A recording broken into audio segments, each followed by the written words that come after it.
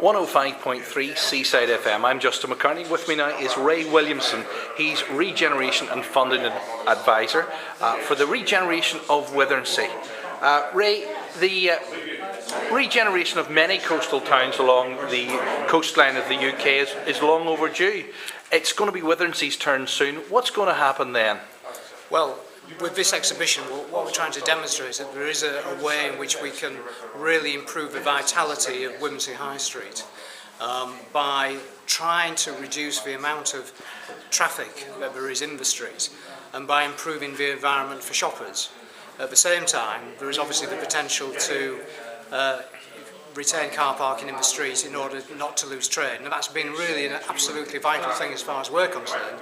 It's about trying to retain and improve the vitality of the street. What are the various options? Because you can take this opportunity to talk us through what the possible outcomes are, because these are just the proposals at the minute, aren't they? These are just potential options that we're considering at the moment, and obviously the purpose of this consultation exercise this evening is to get people's views about which they would prefer to see. Okay, so show me some of the options that are then possible here. Option one is looking at the full pedestrianisation of the street.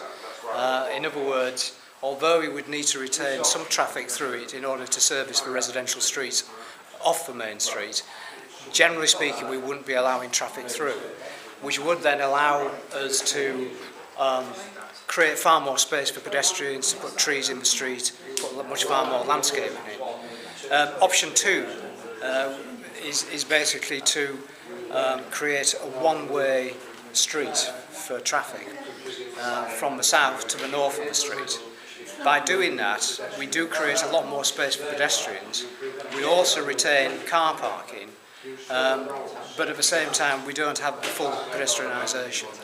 And what's the main difference in terms of cost between the two options then? Well, actually pedestrianisation is a good deal more expensive because you are doing the whole street, as it were.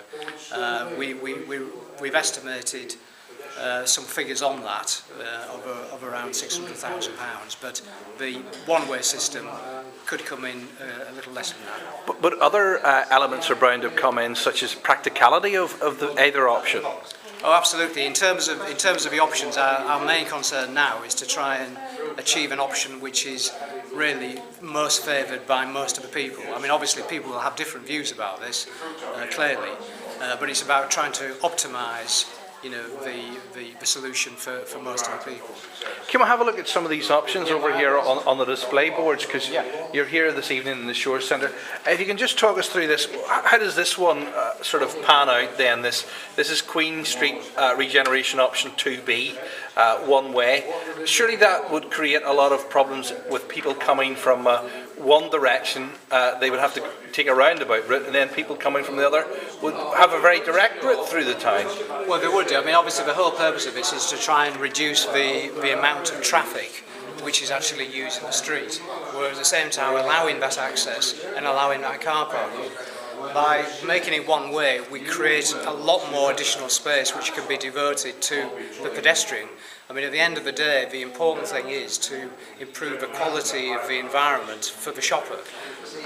But with pedestrianisation, you'll need to provide additional car parking space, surely off town centre, yes? Yeah, well, I mean, a lot of the car parks aren't that well used out of season.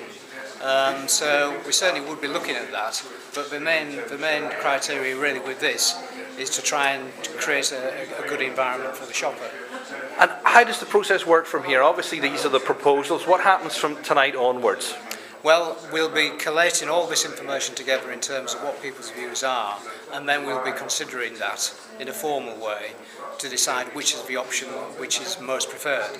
Having done that, obviously we then need to secure the funding to do that, and that will be a case of prioritising not only proposals in Withernsea but other towns in the East Riding. What's the time scale for all of this then? Well, some of the work could commence fairly quickly. There are proposals, for instance, to improve the pedestrian access between the High Street and the promenade area, and it's possible that could happen even potentially this next year. But the main money is coming through something called the Local Transport Plan 3, which won't actually come into effect until 2011. So it's most likely that it would be more in that sort of time scale. Okay, Ray Williamson, exciting times ahead for Withernsea. Thank you for that. No problem. For 105.3 Seaside FM, I'm Justin McCartney.